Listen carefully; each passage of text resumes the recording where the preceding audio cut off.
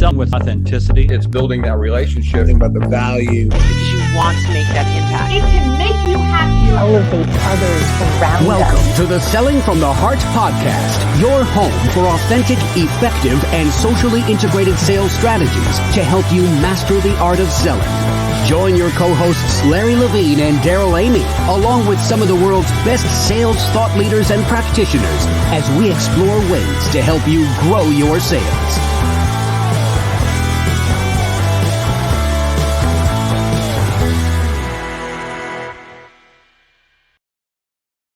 Hello and welcome back to the Selling from the Heart podcast. Your co-host Daryl Amy here today with Larry Levine. What's going on, Larry? Another day in Selling from the Heart paradise. Daryl Amy, what's happening? We got an episode lined up for you today. This is going to be a good one. So much fun. I'm excited about all of this.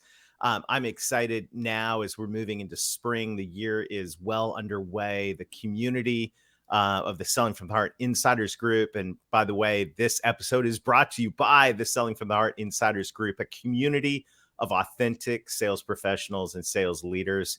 And what I'm really excited about is not just the Insiders Group that we've been talking about, but out of this has blossomed this brand new thing called the Monthly Sales Leaders Mastermind, where sales leaders are gathering together once a month to encourage each other, to solve each other's problems. And how many of you know sales leaders have a lot of unique challenges going on right now? They do? Yeah, I've been told. But you know what? This is so exciting because what I like about this is another example of an authentic community coming together and saying, let's make each other better. And so if you want to be a part of authentic community, whether that's as a individual sales rep or as a sales leader now at the Sales Leaders Monthly Mastermind, you can learn more at sellingfromtheheart.net/community. And we've got some exciting things happening inside there, Larry. And this is what happens when people get together and say, hey, I want to help other people. I want to approach all of this with a servant's heart. And that is a fantastic introduction. Darryl, that was a good tee up. Not bad, huh? We've got an exciting guest. You must have just come off the golf course or something, because that was a good. You just teed it up. That's great. But when we think about selling with a servant's heart, I think of two people. I think of Larry Levine, and I also think of our good friend Jim Doyle. Jim, welcome to the Selling from the Heart podcast. It's great to have you here. Jim, it's such a pleasure. Thank you guys so much. Thank you. No, I remember. Hey, Daryl, I remember it was a while back, Jim. Our paths crossed on LinkedIn, and all of a sudden, this fantastic book, Selling with a Servant Heart, showed up on my doorstep, and I started reading, and I go, "Are Jim and I related?" But it was, and we've just fast forward and fast tracked a really great friendship. I'm super excited, Daryl, to have him on the podcast. Jim Doyle, welcome. Thank you so much. And here, by the way, I'll tell you the rest of that story. Because here's my definition of class act. My definition of class act is a guy who's written a book with a title very similar to yours, who picks up the phone and calls you and reaches out and talks about how we share this mission together. That's class act.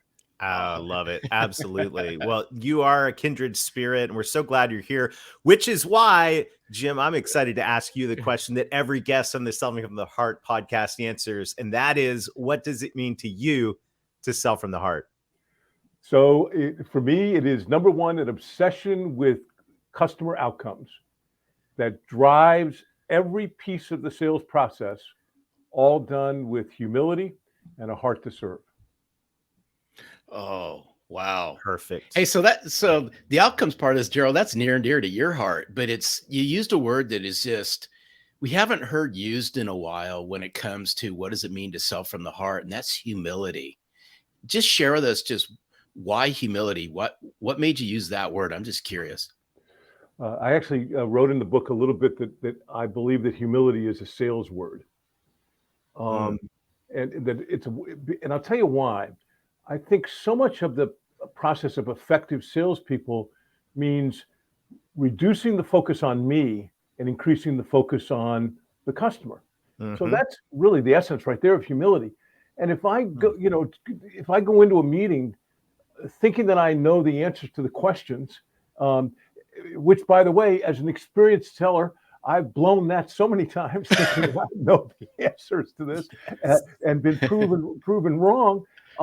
Then that's not being humble. If I come to one of your guys' seminars and I don't take any notes, that's not humility. That's arrogance. And my view is that humility wins because humility is demonstrating in our actions that we really care deeply about the outcomes for our customers. I really like that. And I love the bridge between that heart to be authentically a servant in all of that, and realizing that being a servant requires us to enter their world and really understand what we would call it, selling from the heart, meaningful value, like what is important to them. It's not just going in there and being a great guy, a nice person. It's actually going in there and giving a rip that they succeed both personally and professionally.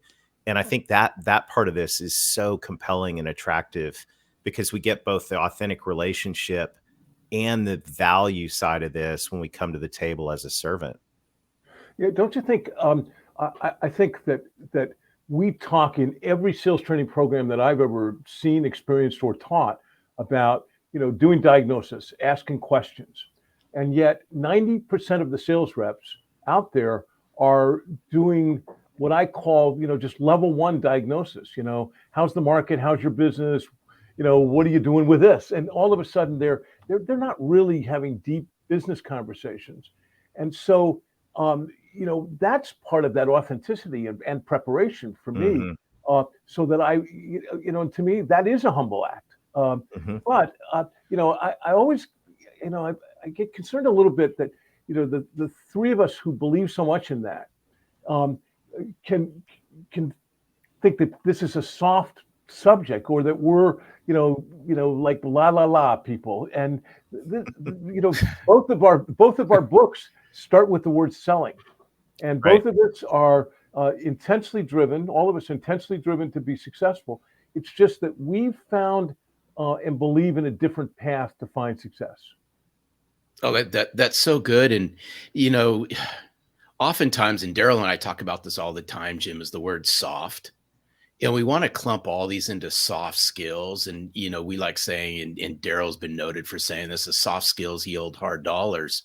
But where I see the gap, and I'm really concerned about it, and I'd be curious your take on this, is the people skills gap and the relational skill set gap that most sellers have, because the focus is, for a long time, has always been on them, their company, their commissions, and so forth. And what I'm here to say is, if you want to lead with a servant's heart, you have to learn how to care about the outcomes of the people that you're looking at. And, in selling from the heart, I said, hey, if you want to understand what it means to serve, you got to lend a helping hand. And how many really want to lend a helping hand? So it was interesting to me. I interviewed close to 30 incredible salespeople. I would call people and say, here's my title. Who do you know that describes this and would be this way? And then I'd reach out to them and do these interviews. And what was interesting to me was, and it really is to your point, they are all very, very driven, but they'll approach a sales process completely different than most sellers. I think most sellers are very superficial about the amount of preparation they do. And Rory Vaden, who I interviewed for the book, who you guys know, a colleague of ours in the National Speakers Association, Rory talked about acute listening. It's not just about asking questions. It's about just listening acutely to the answers, so that he said it's like hearing a pin drop in a crowded room. Well, most of us listen with the next question in mind. I think we're trying to help sellers to listen and hear the silence. A 60 Minutes producer friend of mine produced a show like that. He used to say the greatest sound bites they ever got when they interviewed people was after the person gave them the answer. And they paused and stopped. Great sales technique. Stop. don't talk. And he said then the person they were interviewing would almost always give them the most honest and compelling piece of sound. Beautiful. Yeah. And this has been on my heart today. Even one of the things I've been doing, and Jim, we were talking before the show, I'm training to go to Mount Everest Base Camp, and part of that training with podcast alumni, Selling from the Heart podcast alumni, Jason Van Camp. And so there's physical training, there's mental training, there's professional training. One of the things he's had us doing is mindfulness training. And one of the things that's been so helpful to me, realizing that my tendency is not to be a great listener. My mind tends to more than wander. It tends to spin up and not only think of the next thing, but think of the next 8 moves in advance, right? Because I'm always playing a chess only game. 8. Hey, Daryl, only 8. Yeah, so I'm like building a whole new model, and so I'm learning from this exercise of mindfulness where they literally have us breathing, just breathe, and when your thoughts wander, gently invite them back.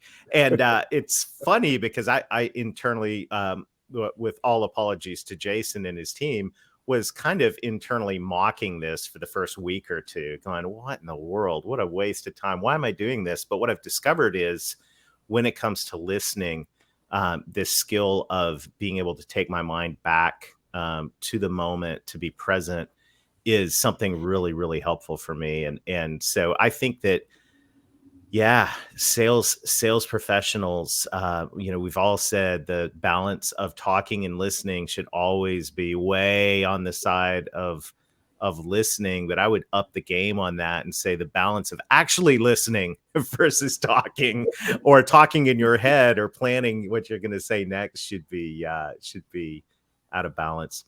What else did you learn? You interviewed.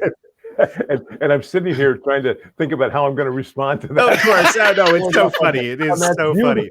Hey, Jim, it's only natural. Jim, it's only natural. We all do it. So I love the mindfulness stuff because what I've learned, probably the most powerful thing I've done in the last 7 or 8 years of my life is to have that practice, and it's slow down to go fast. It makes it has helped me be so much more effective in every part of my life, including relationships, and that's cool. So I love the humility of preparation. And one thing we hear from sales professionals, we've all heard this because we've said it ourselves. I don't have time for that. I don't have time.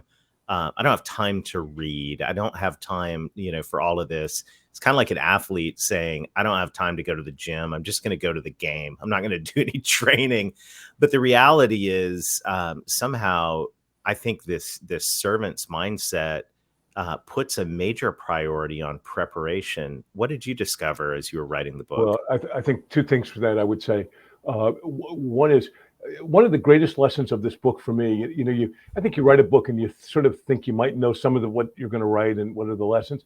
But one that came out as I was deep into the interviews was the extraordinary responsibility of trust.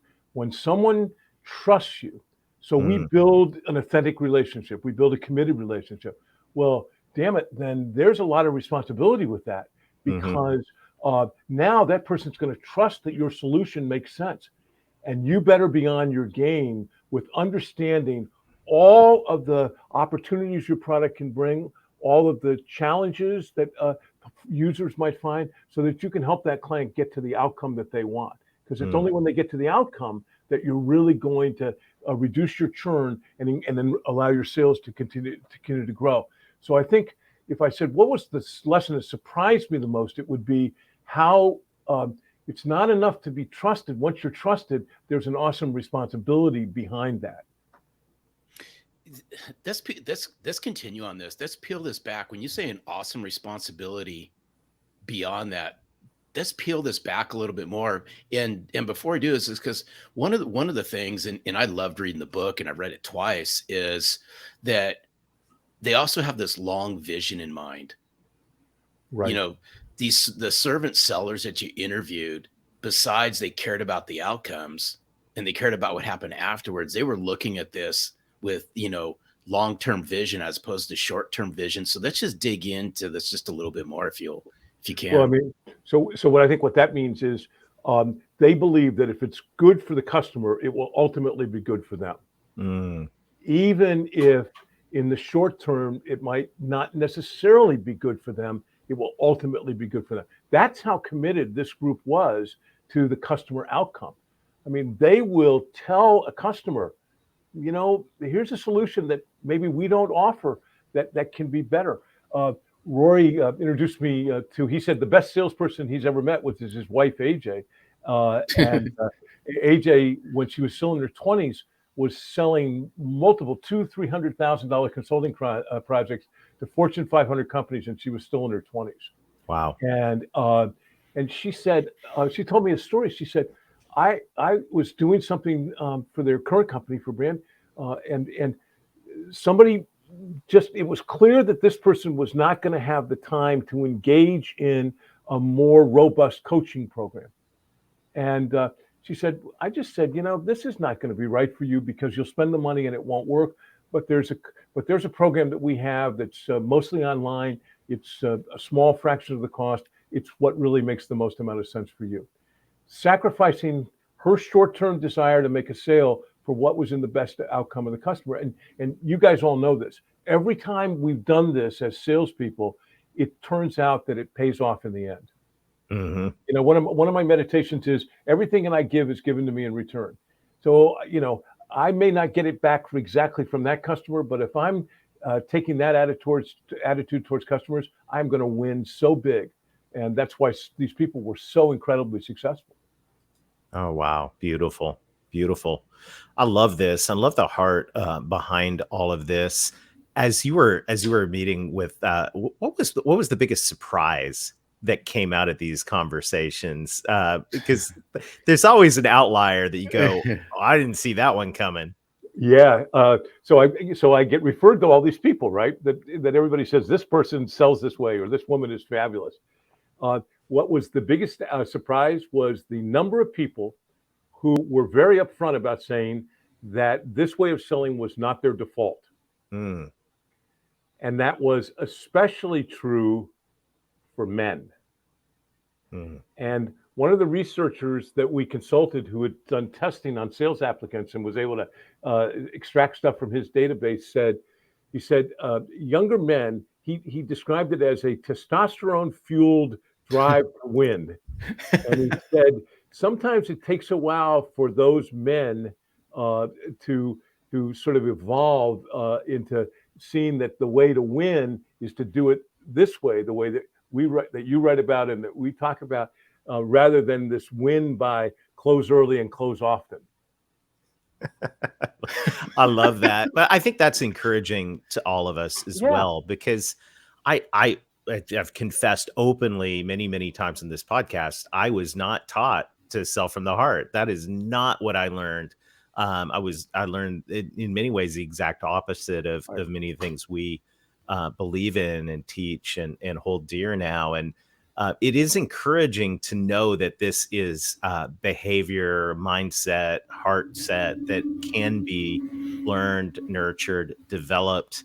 I'm curious if you were coaching a salesperson who's maybe just on the fence on this, like they're saying, you guys with your servant selling and some of the art, it sounds intriguing, but you get a real job. Yeah, exactly. As they're making faces behind us. That's right. I mean, I learned A, always, B, all of that. We learned the ABCs and all of that. But if you were coaching someone that said, okay, Uncle, I give in. I want to begin, changing my mindset and how I go about selling, to having a servant mindset. How would you recommend that somebody get started and nurture that, in their selling style? Well, it's such a great question. I think the answer I would have to that is, the part of the sales process that I would be much more focused on if I was coaching somebody who was making that evolution would be making sure that your diagnosis calls were significantly better researched and more thorough Hmm. than I think we're used to doing. Most of the things that I used to, most of the questions that I used to teach advertising salespeople, which was our niche, to ask, um, now the sales rep better know those before they walk in because all of those are available online. You know, Yep. how long have you been in business? How many stores do you have? You know, you better know that before you walk in. What is missing in most industries is the real why. Why is this product maybe what do you need to accomplish? You know, I always say nobody wants to spend any money on advertising. You know, they want the things that advertising can buy. Nobody Mhm. wants to buy a copy machine. They want the outcome that they're going to get from it.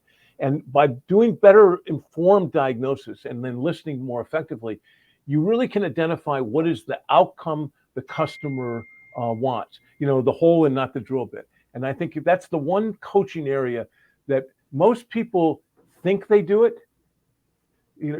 Many sales reps think they do it, but that's probably the area where when you really start to make a transformation, you'll get much deeper into that process. I think it, God, this is so good. Mhm. I think it goes to business competence, business conversational skills, business acumen, things like this. And I mean, if I was gonna take something out and just chuck it, just like take a dart and just throw it at, what we're talking about, and it's got to land on. I think salespeople just ask questions just far enough because that's all they know. And I'm going to stick up for Mhm. salespeople on this one just for a second, just to flip this around. Is that's what they know because that's what they've been trained on. And I believe that when you can take these things a little bit deeper and deeper and deeper is where you're going to get to the root of the problem. You mentioned a little bit before, Jim, on the podcast, slow down to sell faster. I think all of this goes back to lack of conversational skills and confidence in themselves that they can have one of these deep rooted, deep seated conversations to get to the root of what's happening. Well, the interesting thing about both our books um, is that both of us I wrote a fair amount of my book and then wrote a chapter on managing servant heart sellers.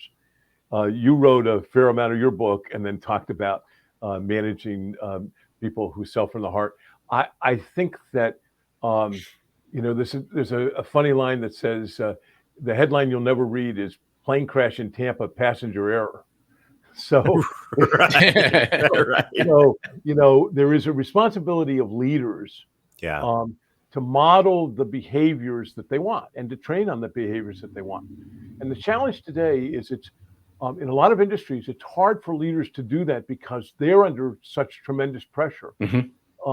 to make the number, to make the month, to make the quarter. And so I think part of our roles, all of us, is to persuade leaders that they're going to win even bigger as they can Mhm. put more of these kinds of people on their team, even though they will occasionally be very challenging to manage. Yeah, and I think a lot of it is I think that is so spot on. And the thing we all have to, it's easy to say, well, I have so much pressure to hit the number. Well, join the club.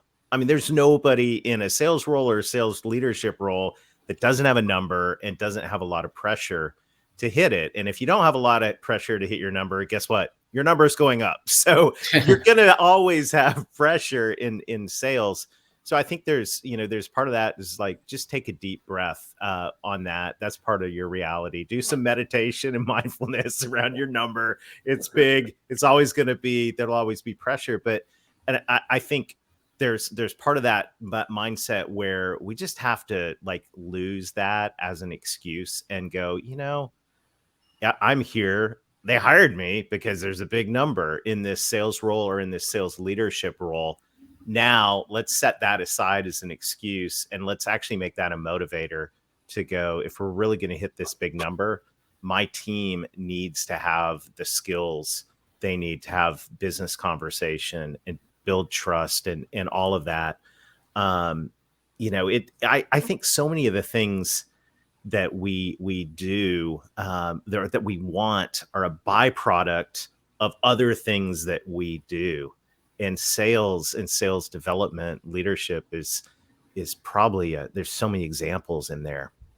Don't you think, though, that one of our major responsibilities as thought leaders in this space is to persuade sales leaders that this is going to work. Because I think they want to believe it, or many of them want to believe it. But I've seen so many times, I'm sure you guys have as well, where they yes, I want to do it this way. Yes, I've drank the Kool-Aid. But then on Monday, they come back into a sales meeting and they've got some package that has to get sold this week.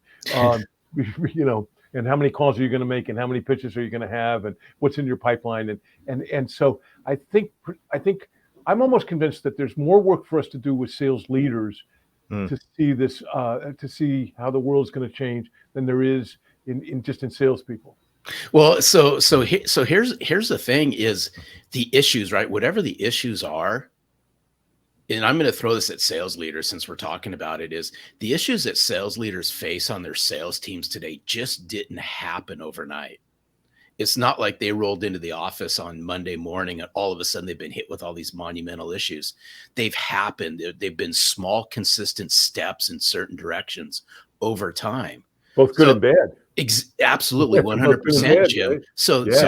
So therefore, right, these issues been creeping, right? They probably started developing years ago, I would submit. So if you want to turn things around, it's going to be small incremental steps in a different direction. You have to be willing to have patience, and this is going to take a little bit of time. But it's coming to that point where you say, hey, you know what? This is going to take some time. The issues that occurred happen over time. We're going to correct this over time. And that's, I believe that's where a lot of people hit this as they go, boy, I don't know if I can stomach this, right? I don't know if I can stomach this turnaround. Well, or another way of saying that same thing, I think, is I lack the confidence in my plan. So I'm going to impose whatever corporate's plan was or whatever my boss's plan was.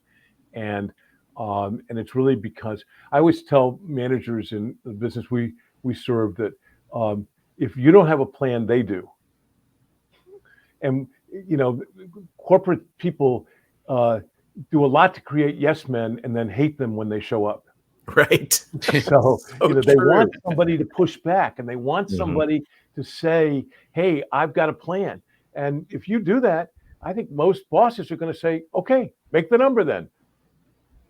I love it. I love it. Most of us are afraid, insecure, scared, and so we say, okay, well, we'll try and do both. And that straddle's tough. Yeah, no. Well, hey, but something, part of leadership is, right, sales leadership is leading. Just say lean in and lead up and watch what starts to happen. Well, but let's be realistic. I mean, we all get to give advice and leave. And we're not on the other end of the phone call from the boss. And so I always want to be respectful of the challenges that people are under. And I think our job is to inspire people to say, hey, if you've got 3 sellers like we've described in your book, or that we describe in our book, if you've got 3 sellers like that on your team of 8, what would that do to your business? Yeah. Because you're not going to get 8. But if you've got 3, what would that do? Yeah. And how do you find that person? And how do you encourage that behavior? How do you model that behavior yourself? I love it. I love it. Makes me think of the great Drucker quote, culture eats strategy for breakfast. And this is great. Jim, I'm so glad you shared time with us today on the podcast. It is such an honor. How can folks get more of Jim Doyle? Well, LinkedIn TV Jim Doyle. The book website is called servantsellingbook.com. And you guys are just fabulous. And once again, a class act, my friend Larry, and he told me a little bit about how you connected. So we got a couple of class acts on this on this podcast. So I just like how you used my name first. So that was all good. I appreciate you, Jim. I hear that, Larry. I see where you're going there, Jim. Thank you. It has been an honor, and you are a true champion of selling from the heart. We really appreciate you. Thank you so much, Larry. What an incredible conversation. And really, I feel like, we just dipped our toe in the water in terms of the depth of wisdom that's available here. I want to challenge everybody. If you haven't already during this episode gone out to buy the book, you need to get this book right away because it is powerful. We'll put the link in the show notes. This is just such an incredible gift to this community of authentic sales professionals. And I have just absolutely loved every moment of this conversation today. It's, what's interesting is like minds and like hearts attract one another. And that's how Jim and I, found each other. This would be the challenge, right? Think about this, like hearts and like minds within your clients and your future clients. Could they be a magnet to future growth? I submit yes. I think the law of attraction is definitely in place here. And we talked about sales professionals. We ended the conversation talking about sales leaders. And I think the challenge here for sales leaders is to look forward, not short term, mid to long term, and go, what type of team do you want to have? What do you want your culture to be like, and begin to attract people? That's a long conversation. I bet that's a conversation thread that's going to happen inside the monthly Sales Leaders Mastermind. Go to sellingfromtheheart.net/community to learn more about that. We'll put a link in the show notes. This is going to be a community of like-hearted sales leaders. It's going to go right incredibly nicely alongside the Selling from the Heart Insiders group. All of this, I'm so grateful for this entire movement, for the community of authentic sales professionals that's gathering and around Selling from the Heart. It's an honor to meet many of you. We get to talk with a lot of folks through our website, through social. And one of the things that is a huge gift, if you'd be willing to give us a gift of leaving a review on this podcast. This helps us spread the message. Every week, more and more people are tuning into Selling from the Heart. And what that means is the community of authentic sales professionals and sales leaders is growing week by week. And I don't know about you, Larry, but that gets me fired up. It does. It warms my heart because there's not a day that goes by that somebody's not saying something about selling from the heart, whether they're sharing the podcast or holding up a picture of the book or talking about what the book's meant to them. So I sincerely appreciate it. This is what building community is all about as we build and continue to grow this movement around selling from the heart. So exciting. Well, until next time, keep being genuine, keep being authentic, keep adding real value, sell with a servant's heart, and most of all, sell from the heart.